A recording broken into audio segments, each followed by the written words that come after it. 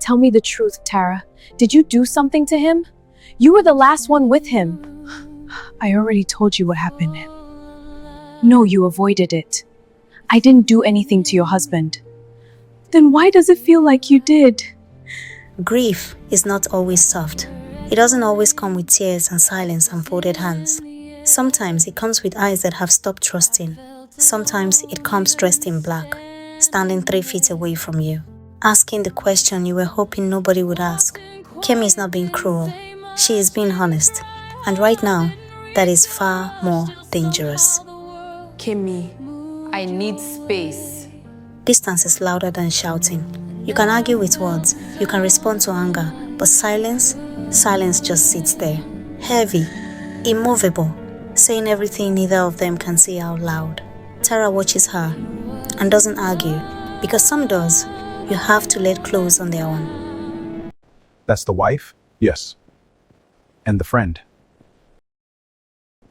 She knows something. You're already profiling her? I'm observing. He doesn't guess, he doesn't assume, he watches. Carefully, quietly, deliberately. The way a man watches something he is already trying to understand. Most people look at Tara and see grief. He looks at Tara and sees a story that hasn't finished being told yet. Were you too close? No, that's not what people are saying. Then they're wrong. Silence becomes suspicion. That is how it always works. You don't have to do anything wrong.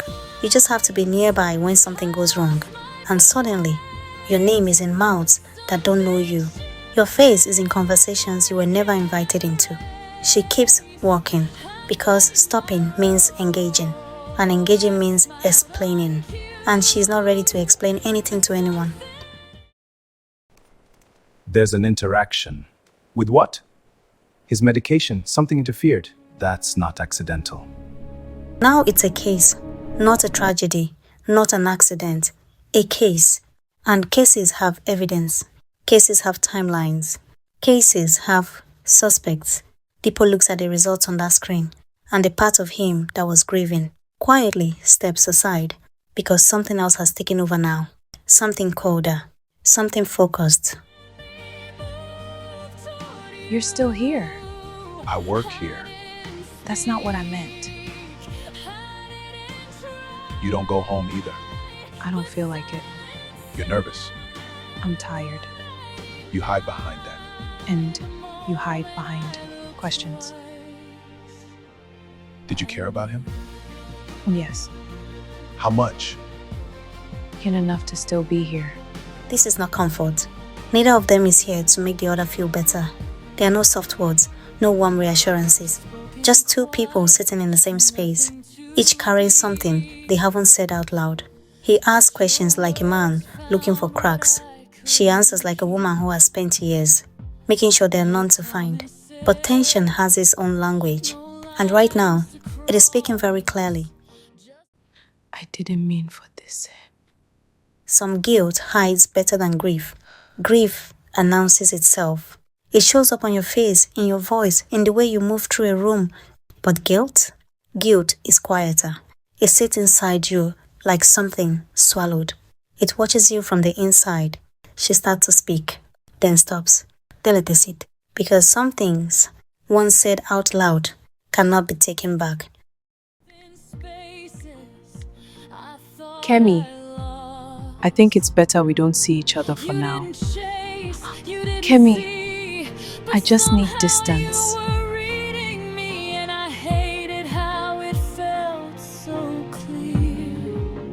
You were close to my son. Yes. Then you are not a stranger here.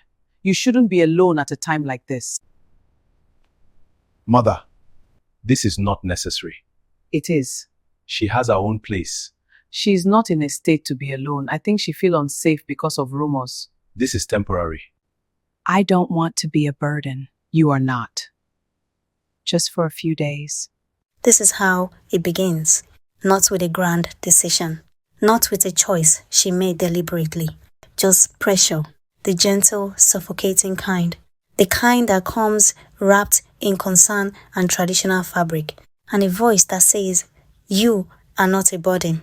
In a tone that leaves no room for argument. She didn't choose this, but she's not strong enough to refuse it either. And sometimes that is enough to change everything. Temporary decisions create permanent consequences. She tells herself this is just for now, just until things settle, just until she figures out her next move. That's what she tells herself. But the suitcase feels heavier than it should, and the door in front of her feels like more than a door. She rings the bell anyway. He doesn't ask questions. You came. I said I would. Come in. He doesn't make it emotional. He just moves forward, up the stairs, one step at a time, like a man who made a decision and has no interest in revisiting it. That's what makes it heavier. Not the words, not the silence, just the certainty of him. The way he carries this like it cost him nothing, even when she knows it cost him something.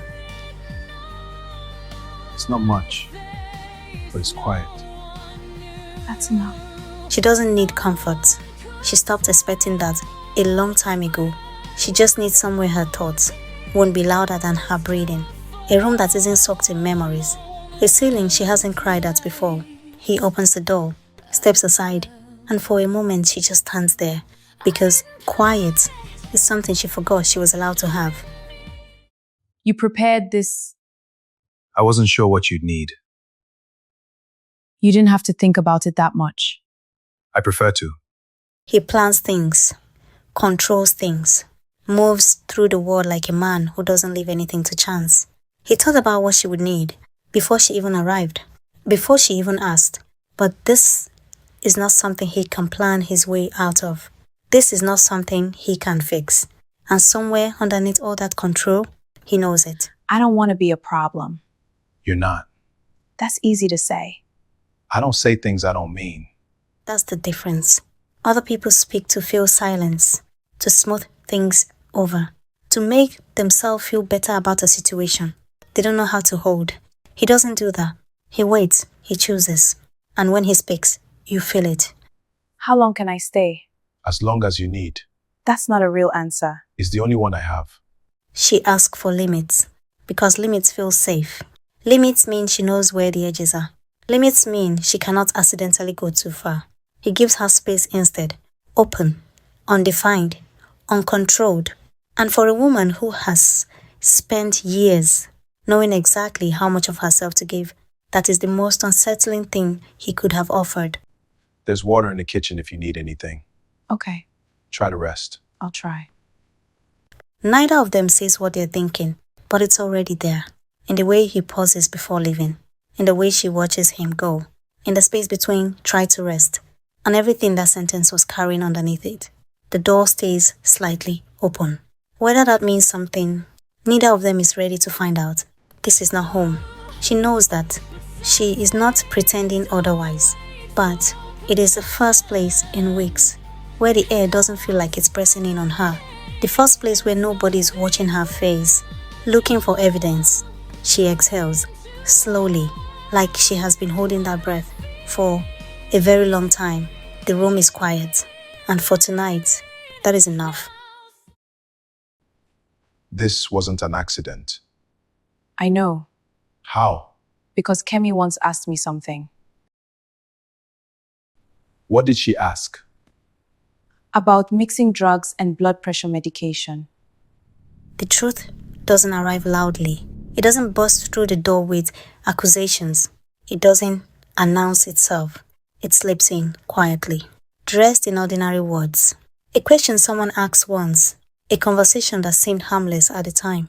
She has been carrying it since the night he collapsed, turning it over, wondering if she was wrong, hoping she was wrong, but standing here now, watching his face change as she speaks, she knows she isn't, and so does he. The silence after the truth is different from every other kind of silence. It doesn't feel like peace. It feels like the moment before. Everything moves. Then she knew exactly what she was doing.